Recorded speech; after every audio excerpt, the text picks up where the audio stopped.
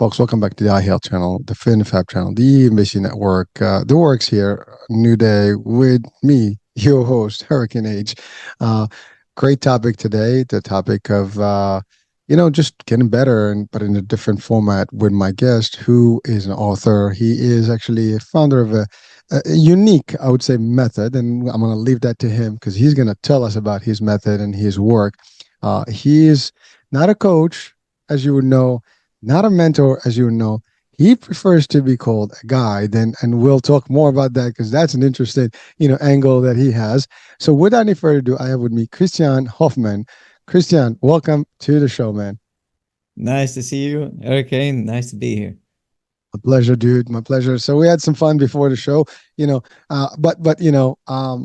let's first things first, right? It's an interesting concept that you do guiding or guidance as opposed to mentorship or coaching. Now they're all within like cousins of the same under the Sure. same family. I mean, there some people do all of the above, some people do different things, and there's an angle there that you choose. But before we get into all that, if you can tell our audiences a little bit about your journey that got you into doing the work that you do, because your sports naturel method is different. So we're going to talk about this. So you work with the life stuff, you work with the fitness stuff, and the health and wellness overall. So let's talk about that because again, we're all about health and wellness here. So let's do that, man. Talk to us about your journey. Right. I don't know if it's that interesting for a lot of people because you always figure you're talking to someone unknown, right? But in general, when I was young, I had to go to karate lessons because my father, he's a bouncer, and he saw like the benefit of that one. And also my older brother went. He was 6, so I was 4 years old at the time. And I've been doing that my whole life, different styles and methods, and it was all fun. Now, I'm not typically your average fighter because I don't like to fight, but I like the techniques. I like just playing around, messing around. And instead of my brothers, they are more the fighters. Like if you say something wrong, you probably have the wrong side of them. And I couldn't always care less. I also like laughed and talked about it. But in that journey, if you come across like martial arts, there's a lot of good ways to get yourself fit. And that's the take that I wanted to get from it.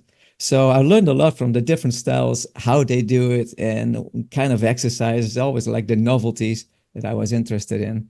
And when I was a little bit older in my 20s, I thought, hey, what I want to do in my life.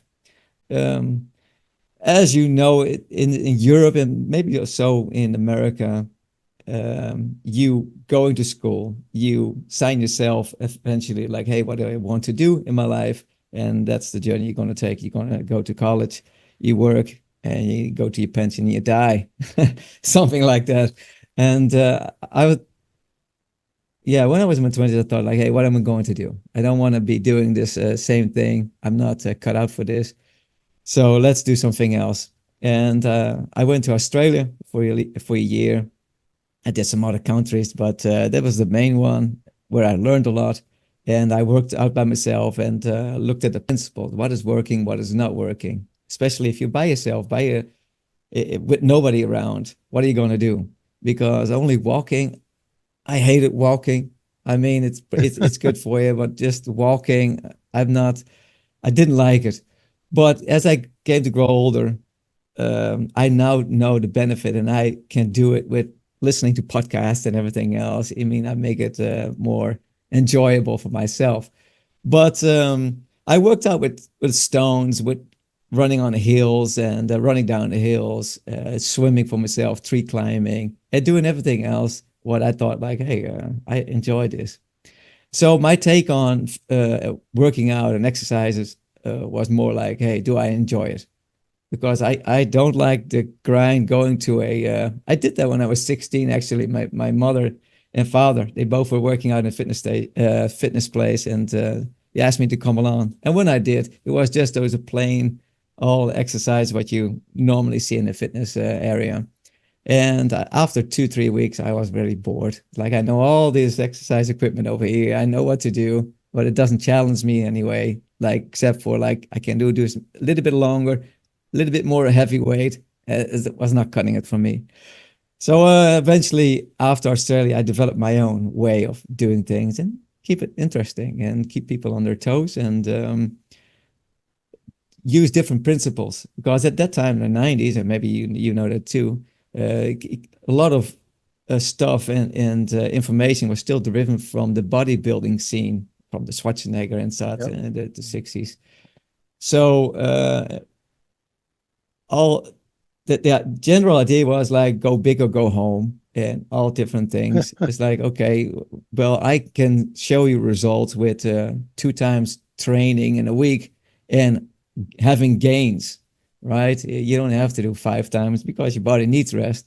And 5 times, is it really workable? For a lot of people, they go into their work 5 times a week, 6 times a week. Like you have to drag them by their ears to go to a fitness class. So I don't want to do that. I'd rather kick them. No, I'm joking. But, you have to entice them a little bit like, hey, come over here. I make something fun for you. So, and that's what I started to do. And that's how I built Sport Naturel. And people that came became very loyal. I mean, they liked it. And they were always challenged and it was always something new. Like we did water training, swimming, breathing techniques, climbing in trees. We were fighting each other. We played soccer, volleyball. We did a lot of different things to make it interesting. Every lesson was different. So you never know what you're going to get. And that is, I think, more a recipe for success and also keeps you in shape. And also mentally, it propels you forward. Like if I ask you to jump on a barrel that's like a meter high, then first of all, it's like, oh, that's pretty high. And there's a bridge of like, hey, can I get there or can't I do it? And most of the time, people, if they think I can't do it, they feel like I'm not challenged by it because maybe the challenge is a little bit too big. And if you provide the steps to it and eventually they can do it, there's a high payoff. I mean, there's more of a confidence that you are working on. And therefore, from self-confidence, you work on self-esteem and self-worth. That's underneath there. And if you can establish that, you grow people. And I thought it was always more beneficial to grow the mind and the body than just pumping iron. Yeah. Oh, well. So there's a lot there, and I love your spin on things here because I mean, really, what you've kind of developed we have different modalities of working out and fitness in the world, right? And Yeah. they come up almost every few months. You have a whole new system and a new way of doing things. We have from boot camp to all kind of crazy stuff out there. TRX, whatever. I mean, Zumba. Yeah. Zumba, yeah, and everything works, and it depends what you want. What there's that's the beauty about it, right? Yeah. All movements, all exercise, all fun. It depends what you want, but you're right, it has to be fulfilling. But you come from a school that I appreciate personally, and I love because I just like you, I've been in martial arts since I was 9 years old, and I've done 20 years of karate, Doshodokan, and I've done Taekwondo, and I've done. Oh, that's Shotokan? Yeah, I did Doshodokan, Okay. for many years. So yeah, that was my first actually entry to the martial arts world, and it's the traditional format. So it's all the old school stuff, all the Japanese, stands. I mean, I'm talking about traditional. Yeah, in Taekwondo, it's more free, kicks and all the stuff. It's pretty cool, and flexibility is awesome, and you can fly a little bit. That was at a phase in my life because you're young and you have all that, so you can do it. And then I discovered, a different art, which is the Bujikan or like the Shinobiru or Ninjutsu, and that's pretty cool stuff too. I mean, it's kind of very comprehensive. We do all kind of stuff. And so a lot of the stuff that you're talking about is kind of combination of all these things. And that's the thing. There's fitness, like in the traditional term where you have to bulk up and Arnold style and, you go in and, as you said, go big or go home. Although that actually can work in the business world as a good motivator. Like you got to do it big, right? But there is a difference between someone who wants to really look huge and go for many Mr. Universal, Mr. America, whatever, or someone who wants to be fit. I mean, a lot of martial artists, they don't look big, but they're very fit and very toned, and I mean, that. I mean, if anyone who's done martial arts, that you go through a lot of training and a lot of cardio and a lot of muscle training, a lot of stuff, and using pretty much no weights. You're using natural stuff or your body weight and resistance training. gravity also works, and your compadres work with you. I mean, we used to do like push-ups and pull-ups and push people up and down and carry all kind of stuff. We've Yeah. done it. And then you use the natural aspect of things, which is like using nature. But I love what you Yeah. did with the spins, right? You added a few things, more fun things. It's not just workout. You throw in some intense stuff. Like you mentioned soccer, I mean, or Yeah. football around the world. Soccer is not a it's an hour and a half running up and down about 100 yards. It's a pretty long Yeah. game. If you look at those soccer players out there, I mean they're drenched. I mean you can probably switch that jersey 3 times during the game and it's still going to be wet, right? There's no stopping. It's just they keep going. I mean, and sometimes that game goes another half hour if they have extra times, right? So it is Yeah. brutal. And when you do that, I mean, you're never going to see a lot of people who actually have playing soccer that have any fat in their body. I haven't seen one, at least not professionally, right? So it's a lot of stuff. So you used all these worlds of additional fitness components and endurance components, and you put them in your own package in a different way. And I think when you do training for martial arts, I mean, the first thing you do, you don't go to techniques first. You go in, you got a 25 minutes to 30 minutes just Yeah. doing all kind of stuff, right? Yeah. That you got to tone. And then when you do like camp training, I mean, we used to do those things. They're brutal, man. I mean, you For 2 run weeks. long. Yeah, I mean those things. I Yeah. forget. It's a very long term stuff, and it's intense because you do this 24/7 almost. I mean, you have a few hours of sleep. And the rest of the day is like you're working out different parts of the body and different techniques and different combat formats and so on and so forth. It's a lot, so it's intense. So I love that concept. But I love what you said about. I want to go back to something that you said that you love the arts for the concept of what they are. You're not there for to fight, and that's actually something I just want to just extract quickly because you know there is competitive like fighting sports, such as UFC and MMA and all Mhm. that stuff. But then you have the traditional arts, which is more of you know the technique, the spiritual stuff, the traditional way of doing things. It's really arts, right? And so you have both things, and all these things are effective. The problem is, people think that when you're doing these things, you're like this tough, guy or gal, and you're just out there to figure out to pick a fight. That's the least on anybody's mind. Now, of course, Right. everybody has a dark side, and the dark side can come up anytime. But one of the things that we learn in this world of martial arts is that you don't go fight, you don't seek a fight. Right. We have a saying: the best fight is the one that never happened, because there's no winning a fight. I mean, you're either hurt, jail, Right. or dead. I mean, Yeah. not cool. I Yes. mean, so Yeah. so tell me How it which goes. part of that is a good thing? None of it, right? So it's a good thing. But you talked about self defense, self esteem, and self worth. These are things that a lot of people go to martial arts for that purpose, especially young kids. I mean, there's bullying and things like that. And me, in my case, that was the case. I was bullied, and one way of me to get over the bullying was to get the confidence that I can do something about it. And my parents put me into this, and it taught me the discipline, but it taught me also to stand for my own and show that I'm not afraid. And when you show that you're not afraid, then people say, okay, well, I'm not going to deal with this dude. It works. Yeah. So yeah, It's a go ahead. double-edged sword, though, to It me. is. It is. And why is that? Because I also trained kids, and so you have those kids. Some of the kids are bullied in school, and you can see sometimes, right? Mm-hmm, mm-hmm. Because how they come in, how they carry themselves, and maybe you can see it a little bit on the parent side too. Some of the kids, they smelled a little bit, didn't wash out every time, so they make themselves target, and not. I mean, not that I'm saying like, hey, if you don't wash yourself, you make yourself a target. But everything combined together, yeah, kids are brutal to each other.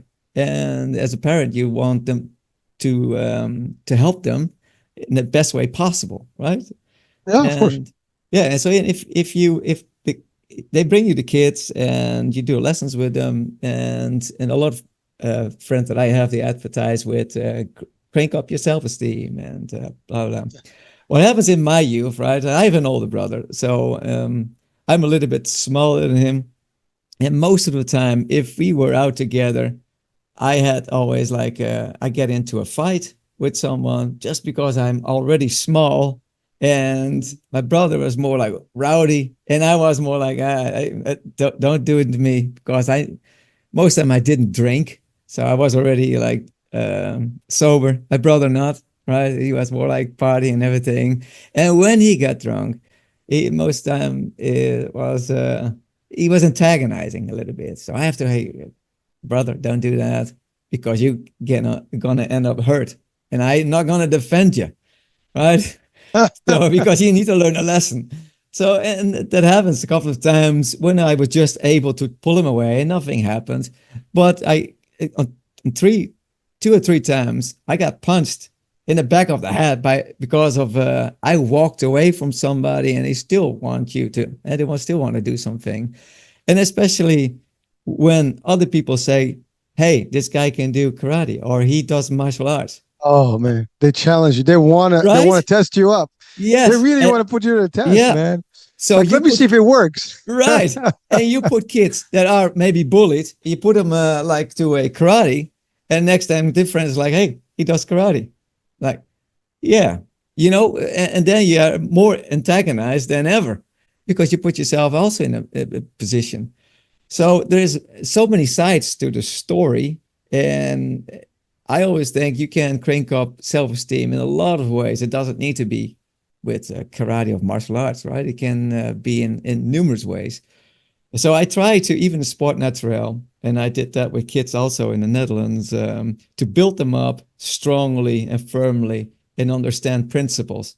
If you understand principles, even if you're of your surroundings, then you have tools to identify yourself within the situation. Who am I within the situation? And that seems to be stronger than I am a martial artist. I know karate in a situation identity wise. So there's a lot to say because I always feel like conflicted. It's always what if, but if. Well, but that you really raising great questions and great concept here, because you're right. It is a double-edged sword, and frankly, it can get to your skin, under your skin, when you know that I can handle myself now. You might be looking for that and challenging people. There's that. I mean, but I think depends on what school of thought you've been. Because I mean, a good example, the Karate Kid movie, right? So you have these two schools of thoughts. One is like Miyagi's school of like, we don't start the Yeah, fight, and the other ones is like, let's just go crazy and knock the hell out of people, right? So I mean, the Karate Kid now is on the series on Netflix. I mean, I think yeah. they're like Cobra Kai, whatever, season 6 now or something. Mm-hmm. But it's pretty cool to watch, actually, the new episodes. For those people who have not caught up to them, they're nice. But the idea is like, you have these kind of concepts where people like, we need to be brutal, we need to show like, well, we mean business, and so on and so forth. And you're right, that's not necessarily going to build any more of self-esteem and stuff like that. But there is a sense of, at least I know that I can do something about it, as opposed to when you know that you have zero chance. And you're right, the bullies come in, and again, sometimes people do put themselves in a position. I mean, a lot of folks that unfortunately get bullied on are the people who probably maybe are shy. They don't socialize a lot. Maybe Yeah, they dress different than the other yeah, ones. Maybe, people look at you like, if you're peculiar in the way you yeah, look, shape, forms, whatever, how you sound, people will pick on you, and especially kids. Now, we've done also shows about mental health, and talked about bullying in a couple of shows. It is sad to know that these kids themselves, they need the help. I mean, certainly, a lot of the bullying happens because of their circumstances. Most people, when they react that way, there's something that drives them to react that way. No one goes out and wants to pick a fight with people and pick on people, but they do it. There's again, talking about self-esteem, that may be sometimes almost a reaction to yeah, show that I got something, right. So it's like they're subconsciously trying to show that I exist, right. And so they demonstrate that way. So there is a lot of work to be done on both sides here when we're talking about the bullying. I mean, we can have a whole show about that today. but yeah, the concept, because self-esteem is everything, right. I think everybody loves themselves. I mean, let's call it what it is. Mhm. And everybody needs to raise up to that. But some people, they tend to feel that they are not worthy, because the environment around them will always tell them that you're not. Maybe they heard it along, from the parents or from friends, and ooh, and they boo you and stuff like that. And then you start feeling that you're bad. You collapsing in yourself, like you yeah, don't even think that you have it in you. And that's a big deal, right? So we can change things. There's a lot of ways to do it. I mean, again, when I mentioned karate, just you and I, we have something in common. But that's one way. There's a lot of ways, as you said. Now, I love what you said, that you turn things, you choose different things, you have different ways of helping. So let's expand on those potential other ways where someone can feel great about themselves, without even the pressure of knowing that they can fight, for example. Right. And you tie some things together. It's like if it's a self-love, you want to add worth. And self-love and self-worth is the same thing. And above that is self-esteem. Now, you have people that have a lot of people, and that's how you say it correctly, they love themselves. They have a high self-love, right? And that way also self-worth. But if the self-esteem is low, what happens then is they are like maybe they show irritation in some settings because they are antagonized, but they have low self-esteem, but they want to defend that because they have self-love. And this is where they can get angry, but because of the self-esteem problem. But on the self-love problem, they love maybe themselves too much. You can also say like, hey, don't take yourself that seriously, right? Because hey, if people say things to you, well, it's just what people say. But if you take yourself that seriously in your self-worth or self-love, you go overboard also. So everything, it has a certain normalcy or a homeostasis, if you will, that if you cross a certain barrier, right or wrong, it's not good, right? You go too far out of the spectrum, and then you end up with problems. So that's why I tend to push people on a certain balance. If you have high highs and low lows, you're already out of sorts, right? You're going to face some problems.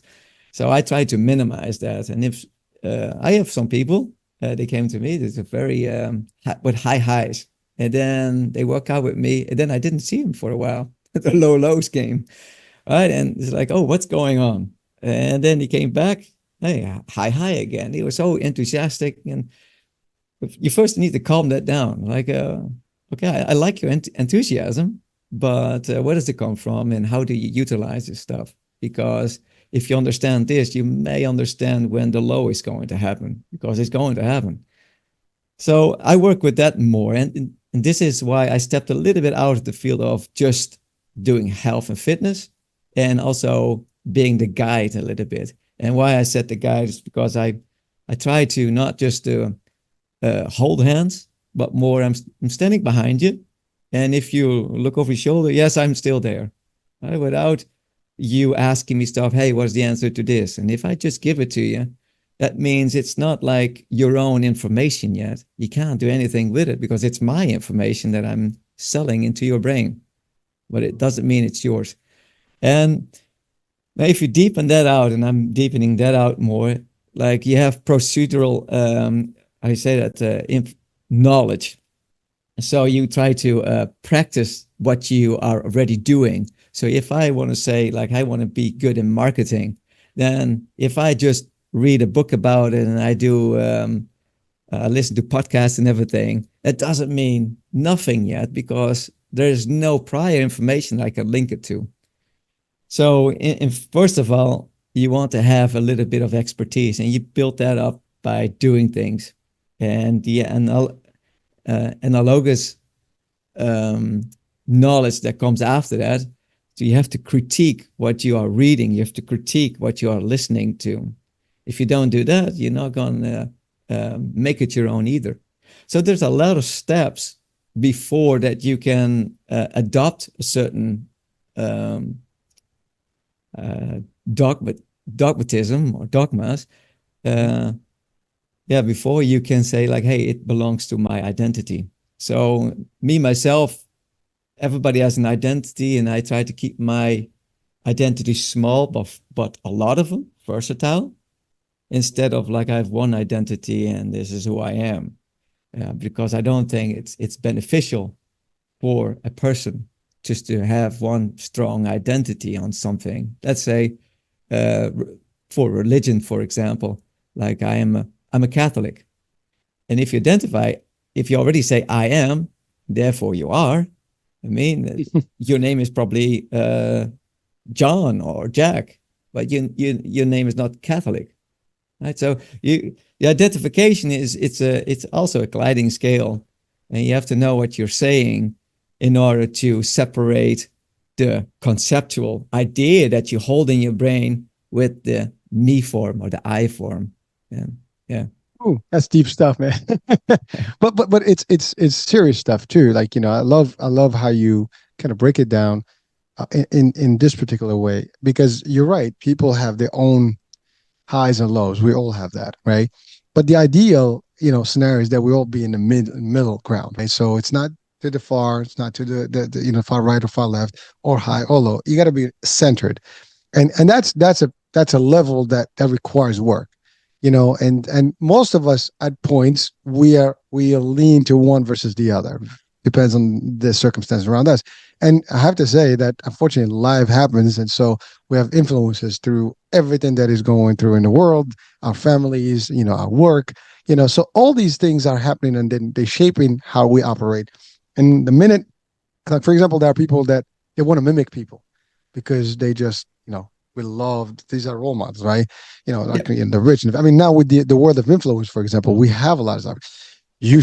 People are showing terrific homes and cars and dress code and bags and stuff. And some people are going crazy to do the same exact thing, yet they're different and their circumstances are different. So can you achieve it? Now, of course, from an achievement and a personal goal achievement, personality, that everybody, I always say, if you're going to dream big. I mean, go crazy, scare yourself, and that's okay. Go after your dreams. But don't let it affect you in adverse ways where you can lose yourself into these things, right? So you have to know what you're doing, when you're doing, at all times. Now if you don't, that's when you seek help or guidance and get the somebody's assistance. I love what you do. It's not so much that you hold in hand and give them, here's the formula, do it. You're there, you give them the basics, and they'll go on their own, discover it, but you're available to them as they need that little, hey, what do I do in this case? Okay, here's what we can do now. And you're always there behind the scene to help. It's like you know it's there are people that always around you that kind of you kind of soundboard with them, right? You just kind of like go to them like, hey, what do you think? They're not busy with you like in your business, but they're available to you whenever you need them. And those are great people that are always there for. And when you have someone like that, you got to cherish them, right? That's a beautiful thing. So that's a big one. And I love the concept you said, like, loving yourself is a priority, but there's a way to do that. I mean, loving yourself where you kind of like hate everybody and or think that you're better than everybody and so on and so forth. That's vanity. That's bad. Loving yourself means you got to take care of I mean, am I right or am I wrong? Well, yeah. I say it again, but it depends, right? Why did I say it depends? Because sometimes vanity is a way to get somewhere. I've been with a guy. He's first he was a photographer, then he became he wanted to be bulking, he wanted to be a bodybuilder, and what he was chasing is a certain vanity, and this is great. And he wanted to have a big car, and yes, you do it long enough, and then I think you understand why you're after it, right? So it has that period of like, I need to follow this structure first. I need to have this power and this wealth to become someone that I want to be. Then I can ditch all that power and that wealth and really be myself. So sometimes it's a road to get somewhere, to be closer to yourself and to accept your environment.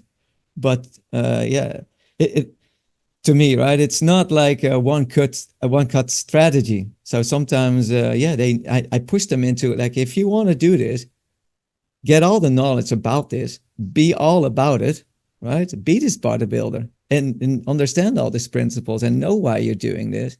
And eventually most of the time, there's a turnaround. I have this, I have all this money, I have this 7 cars that I wanted, but what now?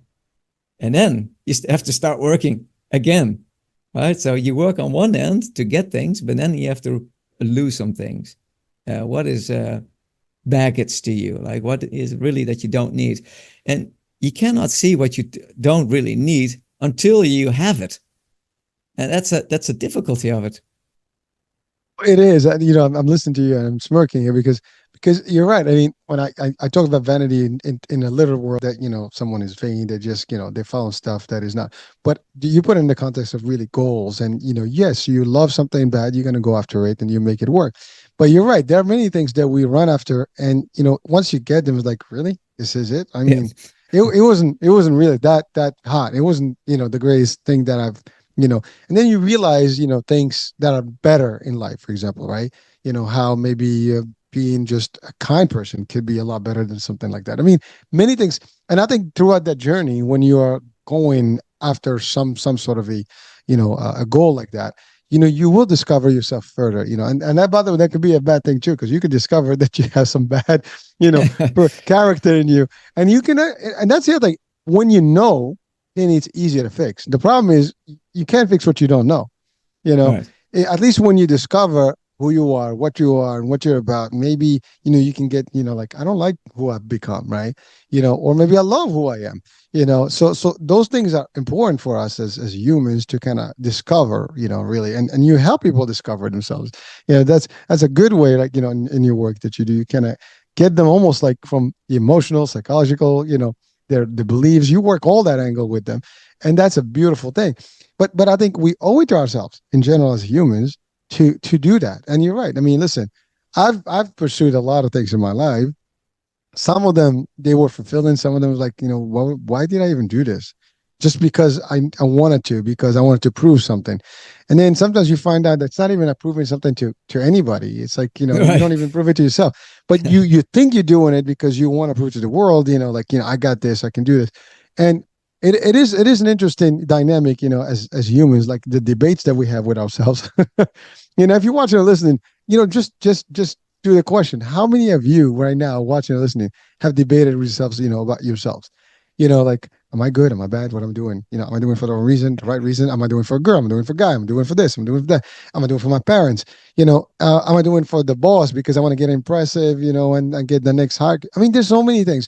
Why do I work out? Do I work out because I want to be fit and healthy, or do I work out because I want to get nice dates on the streets, right? There's people do things for different reasons, right? Why do I dress? Do I dress to impress people, or just to dress because I love to dress good and feel good about myself?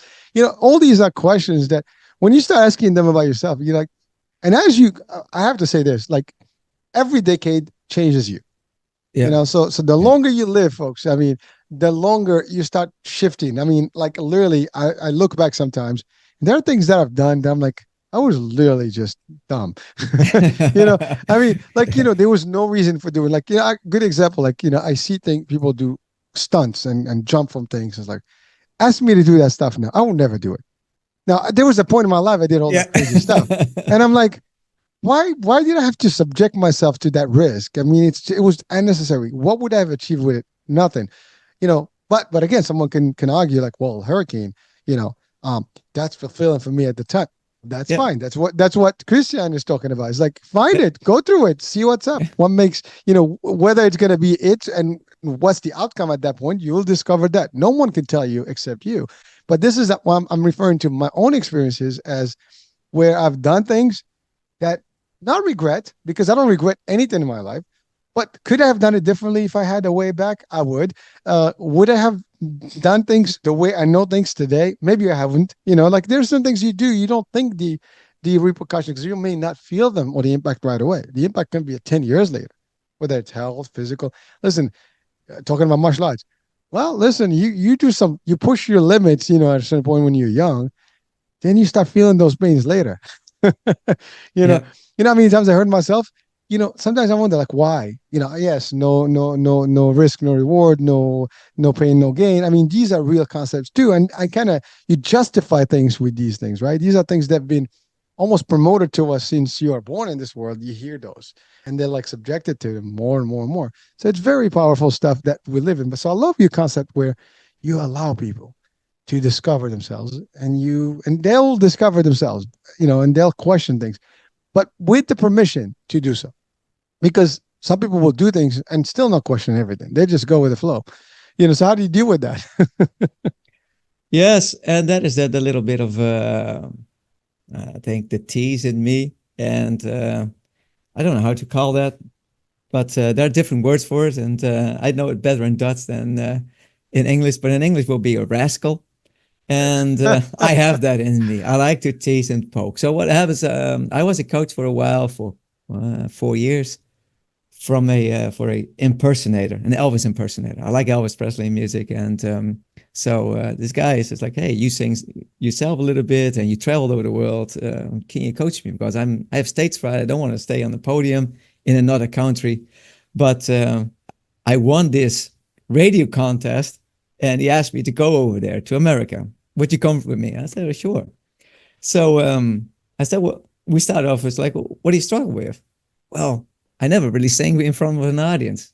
I said, "Well, that's a cool thing then. First doing it on a live stage where a lot of people are. I mean, that's how you get it done." And eventually we went to America, and he did this thing. So I helped him out.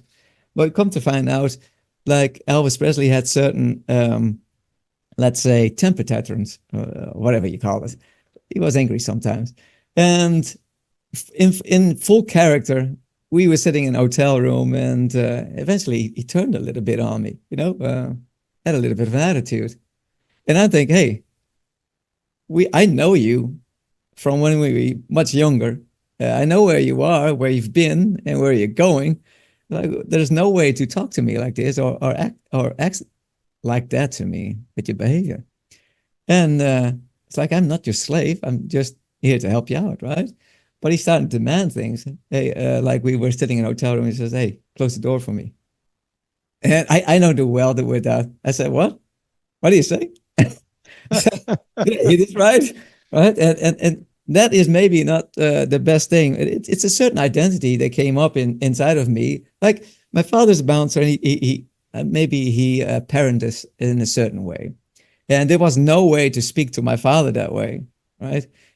Somehow it is it's transmuting to the children. So when I hear that, and it's like, hey, it can be serious, like it's not what I like. So I said, hey, guess what? Do it yourself. And he started to have like a words, and within seconds, he was sitting on his bed. I jumped on him, and I grabbed him, I put him in a chokehold, just for fun, right? I'm not really choking up. I said like, hey, you really want to say this again? And he was all of a sudden, get off me. No. You want to say this again? Get off. No. You want to say this again? Like, get you back to that base level. Where are we? What are we doing? Right? And eventually, when I squeezed it a little bit, he said, oh, let me go. And okay. I said, well, if you say this again, I do the exact same thing again until you understand why you're saying it and what you're saying. And eventually he came to, like, yeah, I said this, well, I'm totally enrolled with Elvis Presley. I said, I get that, but we are still friends. You don't treat each other like this. And if you were Elvis and I was his friend, I would say the same thing to Elvis at that time, and probably helped him along the way. Who knows? So there's a way of coaching things and bring people back to, hey, where are you? So I poke people, even in fitness, and when people want to be trained by me, I tell them, I will poke you. I will find weak spots because we all have them. I have them, and I try to make it stronger. I'm not there to make you feel pain. And yeah, so if somebody doesn't want to listen or learn or anything, eventually, if you don't want to agree on our agreement, then I can't do anything for you. But if you agree on it, and you won't try as much as I would like you, then I start poking, and then something will come out, something will come from it, if you like it or not. But then eventually you have something tangible. You have behavior that you can talk about, that you can push a little bit or guide a certain way. But if you never do that, you're just like there for them to work out, throwing some dumbbells around, then yes, they did something for their muscles, but nothing for the brain eventually. And I like to work on both when you're at it anyway. You're working out. But it's a great form of looking at things, because I mean, your example, someone was watching like, dude, you just put this dude on the chokehold. Well, again, you're friends. You can get away with that one. I get it. But you're right. Like, you see that. But that's the thing. Like, the person got into so much character that really he behaved in that same thing. And by the way, that's psychologically sound. I mean, people actually, this, and I think I stated this, and we even talked about it in the mental health show, is that when you put a uniform on, you'll behave with that uniform. Yeah. As a matter of fact, when you put the gi in the dojo, you don't feel the same without a gi. I'm telling you, having that gi somehow gives you powers. It sounds weird, but it just like you feel that you really fit the role of whatever that gi does, as opposed to when you don't, you're almost naked. It changes like I mean, really. And I mean, listen, BJJ guys, they do that all the time. They have the gis and they have like the regular, like the tight stuff. Yeah. When they do the wrestling. And I'm pretty sure that that it's a different sensation when you have the gi versus not. I mean, when you stand, with your belt and you're really like you feel like. And by the way, same thing. If you were just to go put a like what do you call it, what is it, a BDU, like those military things for for fun, like you wear a BDU, you feel like a little different, right? Like when you are, and if you put a security uniform, you'll think that you're secure. This actually, there was an experiment that did that was done where they put a bunch of people that are just in the 60s, I guess. Yeah, it was a bunch of people. They give them two roles: inmates and security guards. Out of control. And they went out of control. Again, this is not fun. It's real stuff. So when people get into character, and that's actually where the greatest actors, thrive. They get into the character. I mean, they become the character.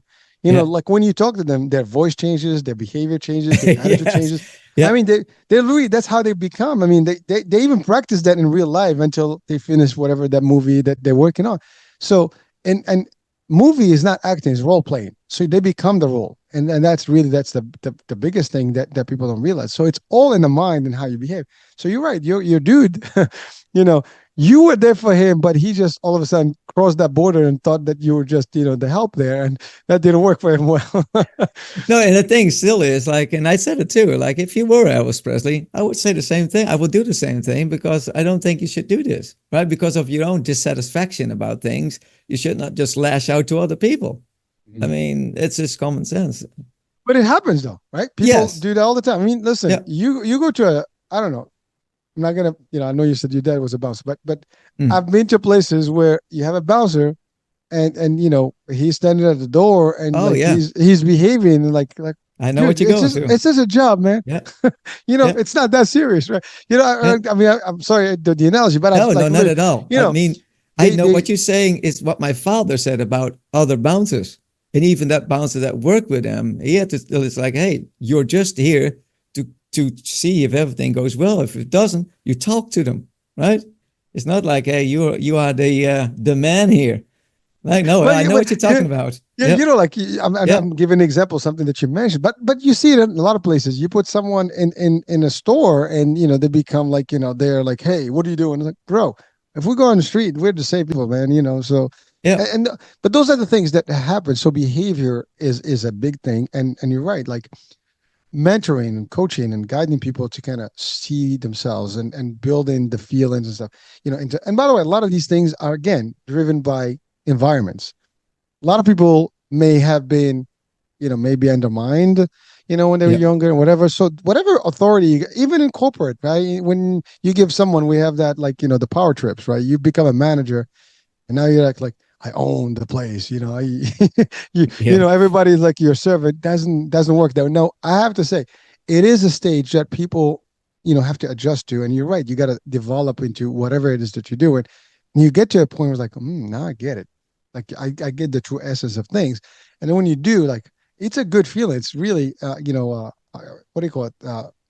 Regan, sensation, right? You feel like, wow, liberated. So it's a very different approach when you have someone that is helping you kind of identify those levels and balancing. And by the way, sometimes we don't have the ability to do it on our own. It's just what it is. So help is always needed. And you know what? Whether listening to the show, working with someone in person, I love what you said earlier. You walk in, listen to podcasts. There's a lot of great information out there from top experts of the world. And these are not the ones you're going to probably find on regular, media or TV, because, I mean, they may get a few selected people on a guest here and there, but the millions out there that have so much knowledge, they're not available either. Now, you want to read books, that's the other place. So that takes us to your book. Books are like literally the biggest thing that's ever been created, because books are information and knowledge that descends and continues, for eternity. As long as the books live, they're going to exist, right? Mhm. And now they have even digital and audio ones, so they have different versions of them, but they're different because they guide you and help you. Now, you wrote the book. The name of the book is, let me see. Yeah. What is? Tell me. uh, Sport Naturel? No, that's not. To Let's meet see. yourself, think for yourself. There you go. All right, hold on, hold on, hold on, hold on. I had it in front of my eyes and then it Hey, look, look. disappeared. Okay. Maybe this helps. There it is. To meet yourself, think for yourself. I love that. Just the title.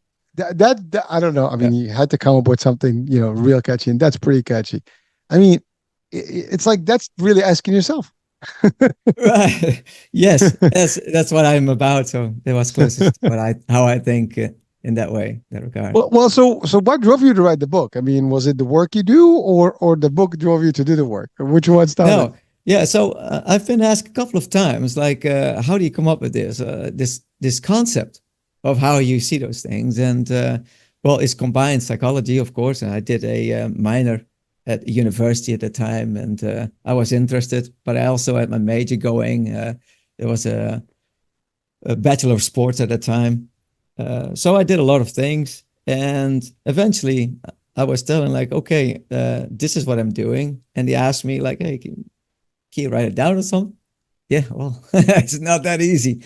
So, and I went back and I thought about I wanted to do 100 years of psychology.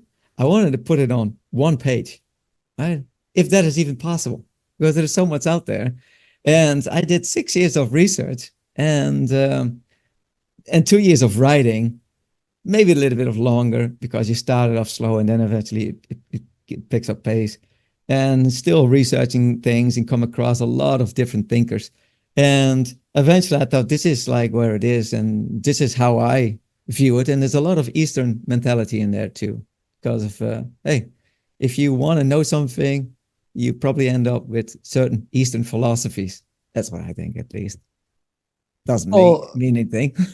it's pretty solid stuff. I mean, I love it. You even said the idea of it's a combination of a lot of things that are with you from previous years, from your education. So, and it's amazing. Like, you don't realize the things we have in our background, they stay with you for life. Like, sometimes I have discussions about biology and science. Now, long, long time ago, I had some science background, and believe it or not, that stuff is still there. So when it almost like it's all stored somewhere in a folder in the back of the brain, and Mm. it starts coming up, so it helps. So a lot of the stuff is also influence. I mean, the idea of even starting the health and wellness and fitness, it's a combination of my history between the work I've done, the passions I have, and the environment that I've been in, and just the mission to kind of help people and guide people the same way you do. I mean, I'm not a guide or a coach or a mentor, but through the work and bringing experts and stuff, that's the idea. It's like to educate, enlighten, inspire, and motivate.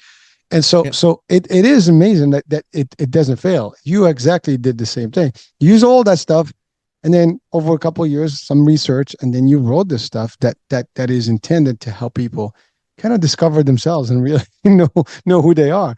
And someone watching right now, you might think that you know who you are. That do you? That's the question. Yeah. I mean, do we know who we are? I mean, sometimes No, we don't even know who we are, no, and you don't. You're not going to find out either. Yeah, I came to that far. I mean, if you talk to people, to like, you can say you know yourself, but you don't, because you can see it as a. And I think Alan Watts says it very well. He says, like, if you have a headlight of an automobile, it doesn't, you cannot see, you cannot shine a light on where it is like attached to the battery. Like, it cannot see how it is involved into making that light. It's the same thing with us. We cannot see our subconscious. It's there. We know it's there, but we don't have any control over it. That little control that we think we have is so marginally. So if you really think, I don't think you can ever say like, know yourself, like I know myself. I think you can only say, I know myself in certain situations in how I behave. Right. So there's a lot of phrasing involved. Well, I know myself to date. I mean, really, because you don't know who you're going to be tomorrow and the day after, and the more you might just transform based on different information that you get and change.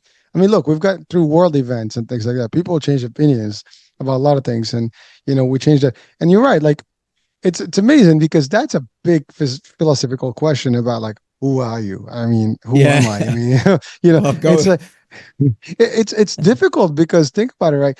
We know that we exist, we have a personality and stuff, but sometimes here's one thing that I always tell people, and actually I enjoy watching a lot of sports, war, and disaster movies, personally. Mm. Why?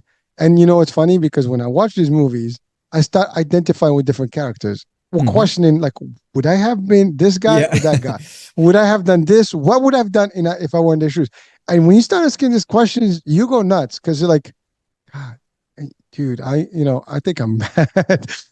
Sometimes like, because you start leaning towards one versus the other. I mean, it's amazing. Like when you start comparing your behavior and how you would do something in these situations, you'd be surprised. And you see the best of people and the worst comes in disasters and Oh tough, yeah. difficult situations. You know, people tend to be nice. I mean, you see Hurricane. This guy is really. I mean, my name is Hurricane. That's that's kind of weird, but that's not my real name. But like he's nice and stuff. But I may have. And by the way, every one of us has two sides. We have that crazy one and the good one. And the question is, who do we elevate? To the occasion. I mean, do we bring the bigger one, the better one, or the worst one of us? And sometimes events and circumstances can tend to do this. But anyone that is balanced as your work do, um, how your work does, you can start kind of like questioning things. And by the way, the more you ask questions, the better you find things, answers, right? And so a lot of people don't know because they don't ask the questions. They'll just wait until last minute and they behave, a certain way.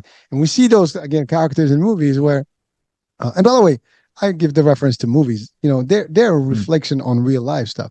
You see that guy or the gal that's always like jumpy. Oh, who put you in charge? Who's like, well, go ahead, do your thing, man. You lead the way. We good, right? Oh, you go your way, I do my way. I don't have to follow you. You don't have to follow me, right? But Right. but whenever someone starts to make a decision, there's some guy that challenges the decision. There's always someone that does. Yeah. And by the way, in real life, it always happens. You say Mhm. something, the first default is that people are going to always go against whatever you said. By default, we just do that, right? It's natural, and like, why does it have to be that way? Like, you'd expect people, like, if you say, let's do this, it's going to look good. And, everyone's like, oh, yeah, it's going to sound like good. No, people are going to say, no, it's not going to work. Why is it going to work? They give you 10 reasons why things don't work. Yeah. Like in business, I hate when someone comes to me and says, oh, this is not going to work. Well, don't tell me it's not going to work. Just tell me different things that are working. Because at the end of the day, that's all I want. I don't care what works, what doesn't work. I just want it to work. So don't tell me why this thing is not working and why it cannot work. Just give me solutions. Don't give me the no's. Give me the yeses, the different things that we can do better. Because we're dwelling on why it's not going to work and how it's not going to work. Well, we can dwell about like how do we improve things and get better. Yeah. I instantly ask them, what are you fear of? What are you fearing? Oh Because I boy. don't share your fear, right? So I come to different conclusions.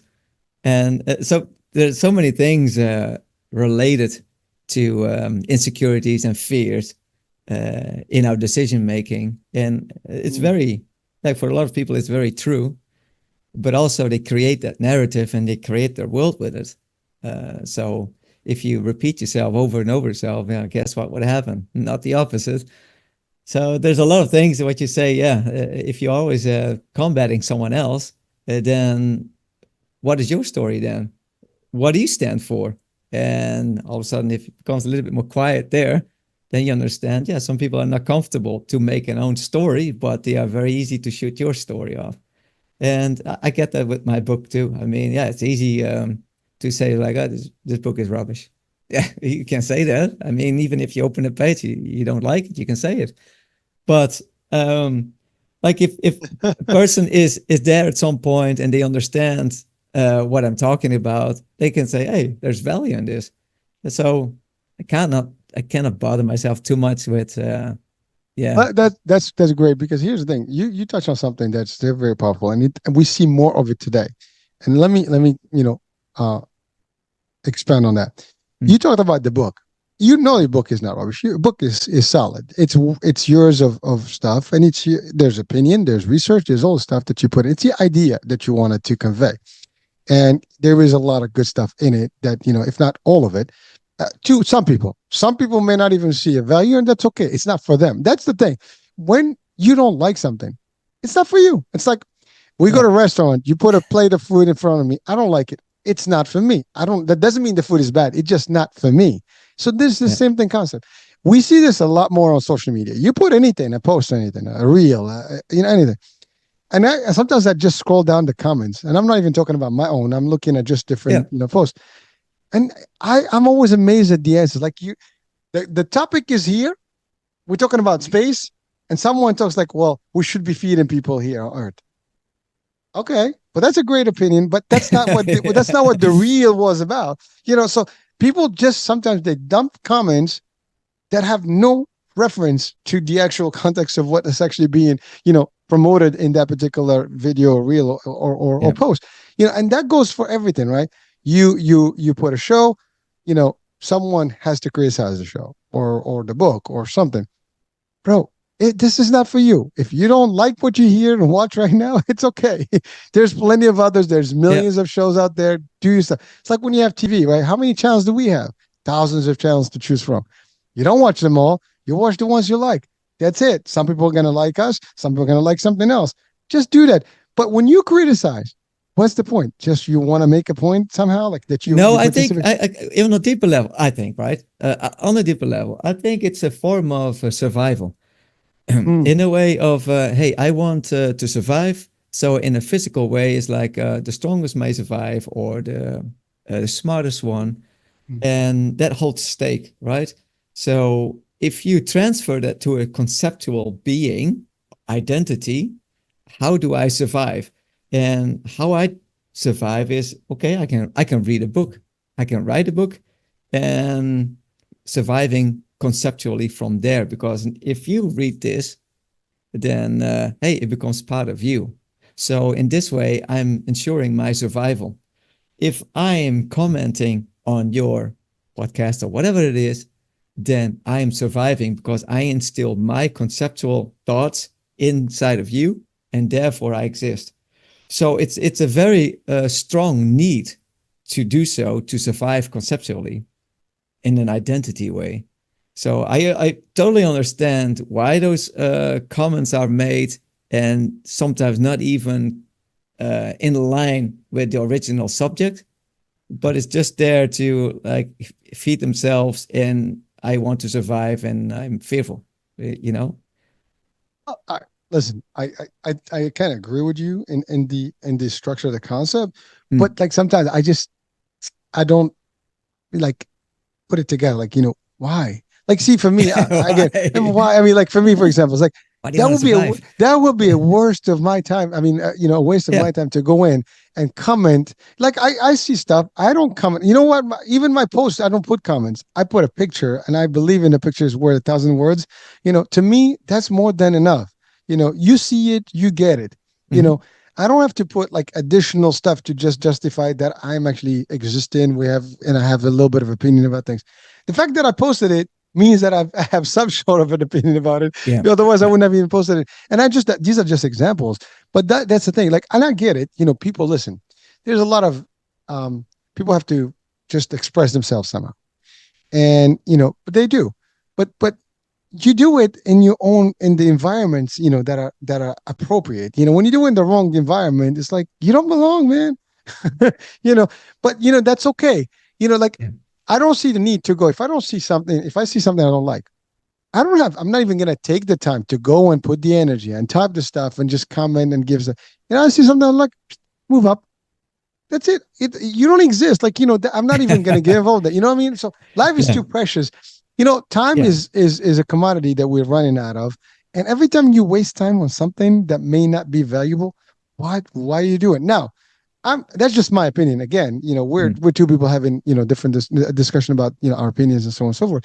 But the idea is it's a debate out there, and we can have thousands of opinions about the same topic right now. As a matter of fact, if we get thousands of people around the world and we had the same exact subject matter, let's discuss those comments.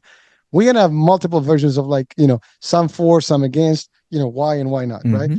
And Yeah. if we can get the expert that are psychology and psychiatry experts, they'll probably find a good description in the world of psychiatry as why it's happening. Now, again, it's human behavior. You talked about the fit, the fittest, or the brightest, or the bettest, the best. All these things. It's like it's part of our human nature. We want it, Yep. but we need to. Again, this is all about finding yourself, right? Discovering yourself, getting to know yourself. Yeah. You know, and getting to know yourself is very difficult because we might be surprised when we dig in, deeper inside of ourselves, who we are. Because again, we sometimes can, like, you can go in a circuit in an event, right? And the least assumable or assuming person, or the least, prominent person, can be the most surprising person and the most, active person to make the difference in the situation. And it happens all the time. You know, you don't always, like, some people, they look at people that almost kind of like, oh, this is the person who's going to be in charge or doing this. And then maybe the shyest person, the most panicky person in the room, they won't even, do anything about it. People judge based on the view, right? You see somebody, Yeah. you determine, like, this is the, like what you said earlier. Your brother is the taller, the bigger guy, and you're the smaller guy, right? You're the Yeah. one that people may not, think that you're the tough guy, but you're the tougher one. I mean, listen, my best friend is 6 foot, 5, whatever. I mean, he's huge, and I'm a shorter guy compared to him. So I'm the more dangerous guy than him. But but when they see both of us, I'm not the one that they're gonna be like worried Right. about. They're worried about him because Yeah. it's like you're looking at a truck and a little Fiat, right? A Fiat is not dangerous, but it can still hurt. But so Yeah. those are the things. But it's amazing. Like, the more you start figuring out behavior and people and stuff, it changes stuff. Now, Christian, we're Yeah. coming to the end of the hour here, but there's quite a bit, in your work, in terms of the Mhm. modality, in terms of the system that you use, the way you approach your I guess, clients. It's very Mhm. unique, and really, I have to say, impressive, because like, I deal with, I've had a lot of coaches, and different mentors and stuff, and there's different angles, and I have to say, every one of them comes in with their own signature, and you have a Mhm. unique signature. And again, there's the culture part of it. I mean, certainly someone that is environment, in one place versus other place can change. I mean, you're from the Netherlands, right? Mhm. I mean, am I getting right? Yep. Yeah. So Yep. so different culture, different stuff. There's different feed, different education, different system. So all these things can make a whole different spin on how you do things. And that's the other thing, folks. There's not one way. There's thousands of ways out there, and they're all good ways. And just find the formula that is going to work for you. That's all there is. Now, Christian, how do Yeah. you work with people? First of all, are you global? Are you local? Are you only virtual? Are you in person? How do you do that? Yeah. This what I'm talking about is more personal, Okay. because if you want to poke someone, you need to know them a little bit, right? Yeah, You listen, can, we can poke at each other from here. right, right. But sometimes it doesn't work. Like if you see, and this is just fun, right? So if I went to the America, we don't really have the Afro American people because I find them funny. And not that I'm say like everybody's like an Eddie Murphy, but in general, to me, how they talk and how they make jokes, I mean, it's funny as heck to me. But I cannot go up to them. It's like, hey, nigga, what's up? Like that doesn't sound well, right? If I am talking the language and I look the part, and yes, I can probably say that in the right way. Uh, so that's why I poke maybe better when I do personal things. But I'm just busy with more virtual things so that I can expand a little bit. Because if you live in a small town in Texas, um, they're not everybody wants to, let's say, do health and fitness, especially in the heat here. So it's nice to have different people from different places and different minds, And I'm always interested in how people do things. So yes, I'm busy now to put that in there, and hopefully I can get that out as soon as possible. But it will probably next year that I have a class or something out there. Yeah. Well, listen, I mean, it's great work you do, and you're right. I mean, when you want to deal with a particular person, community, and so on, I mean, it's difficult to do it, because it's out of context. When you with Yeah. the group, it's a lot accept. It's more acceptable when you say it. I mean, yeah, Yeah. you're right. I mean, you can insult someone very easily. They Yeah. don't know you, but if they know you, they know you're not meaning to insult. You're just Right. having fun with them, and that's really sometimes things get out of context easily because people don't even get the concept, and they just take it, like, oh my god, you just insulted me, bro. We're just having a good time here, right? That's the thing. Like what I said before, if you don't take yourself so serious and you are willing to look at someone's intention, if the intention is not at all to hurt you or to whatever what you think is going on, but see it positively, most of the time you come to a different conclusion and you have an easy go in life, I think. That's a big one. I mean, I have a belief, in our, I guess, tenet, religious tenets, there is a belief that everything is based on intentions. Mm. So whatever you do in life has to have intentions. As a matter of fact, we had a show about having intentions to do things. Like, everything revolves, whether you're in business and work. I mean, even in business, I mean, think about it. You do a business plan, you set goals. That's intention. You set up your intention to do certain things. Intention is everything. You're right. In discussion, in comments, in Right. joking, you know, you can tell when someone is joking. I mean, unless you're really a comedian and you can play games, an actor, that's a tough one. Sometimes hard to tell.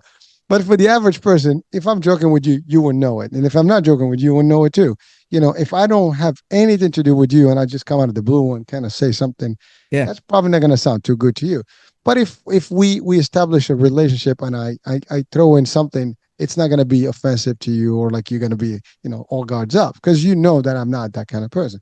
So it changes. Again, we're talking about behavioral stuff and human factor is big. But the more we understand how we operate, it's like what is our operating system? We can do better, right? And sometimes again we go back to the help, the assistance, such as you, Christiaan, and people that do the work that you do. So again, A thank you little for doing. tie-in, right? Just Yeah, yeah, catching back please. when I said when I was with the Elvis impersonator. I mean, I don't take things seriously, but you have to take things seriously a little bit more when you are in a closer relationship. Let's say with your wife or not, right? So you take certain things seriously, like, hey, if we are commenting negative on each other, this is not going to help. So you have to be serious in that. Like if someone comments on me like negatively and I don't know them, I don't really care.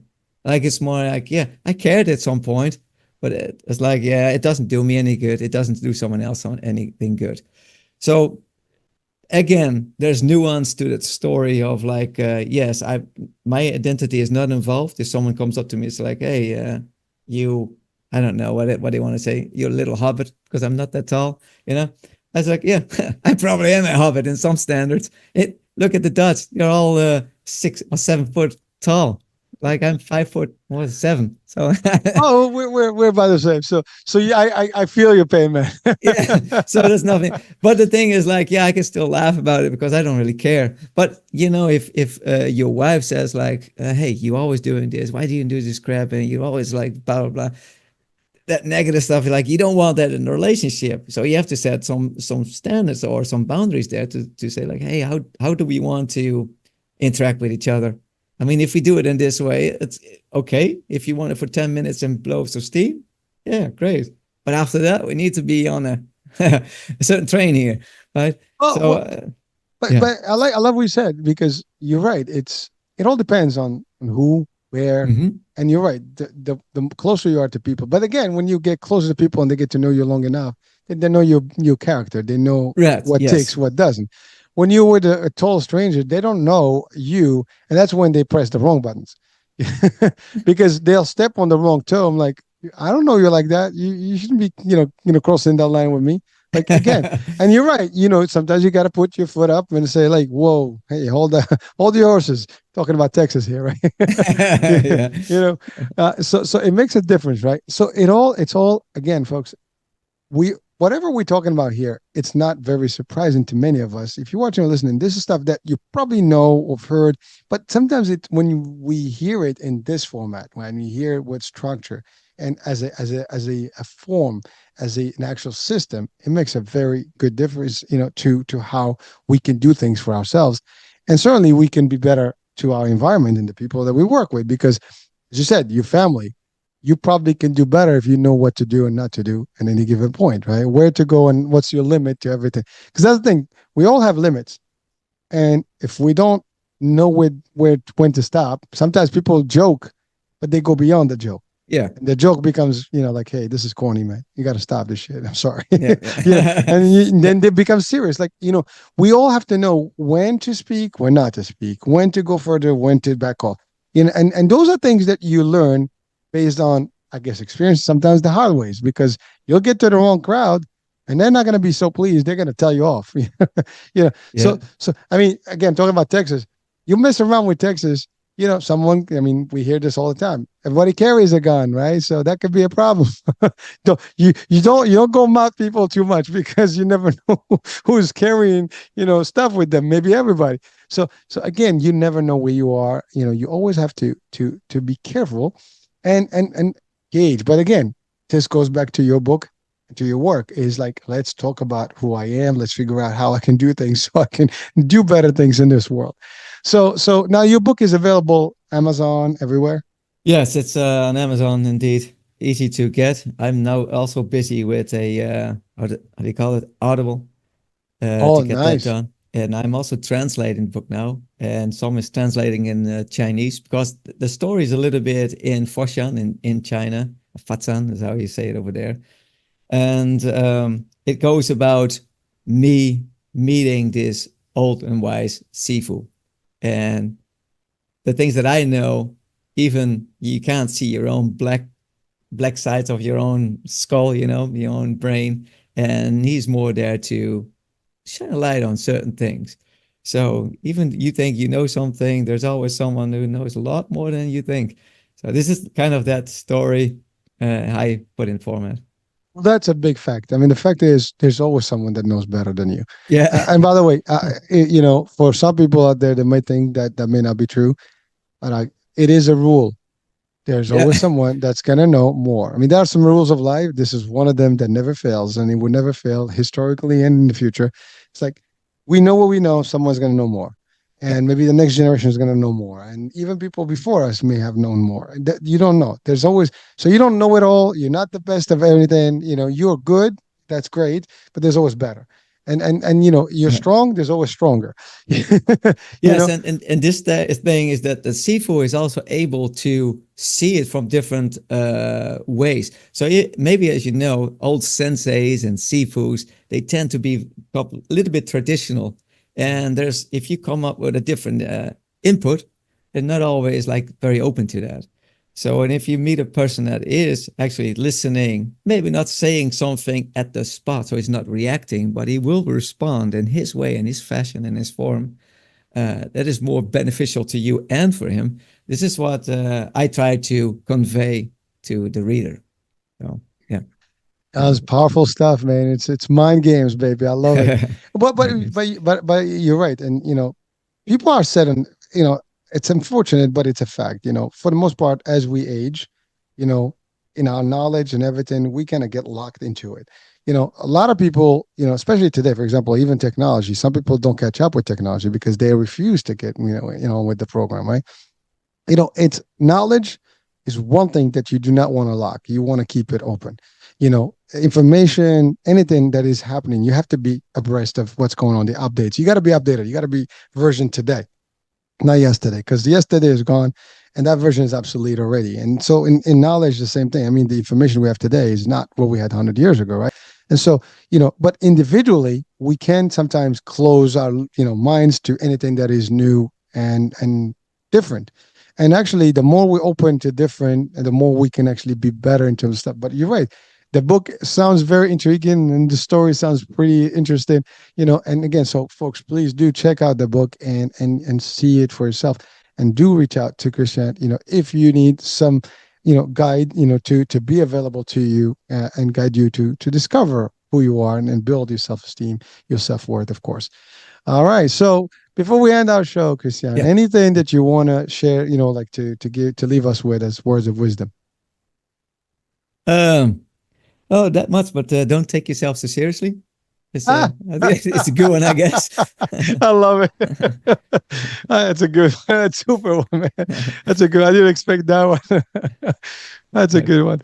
All right. Well, listen. Exactly. I mean, life is not that serious, folks. You know, we can have fun. We can enjoy ourselves. We can be great with other people. We can be good to ourselves. I think that's important because at the end of the day, you count, right? We count. Number one, he's here. You know, like I said, people, I love everybody, but I love number one first. You know, I mean, everybody's number one to themselves, right? So you always have to take care of you so you can take care of others better, right? Yeah. So anyway, so hope you enjoyed our show today. This discussion is cool, intense, fun, and definitely deep. So Christiaan, thank you so much for being with us, man. It was fun. Thank you, Hurricane. Appreciate Thank you, it. man. Anytime, man. My pleasure. All right, so that's the end of it. We're wrapping it up. You know, American Age. We'll be talking soon. New day, new fun topic.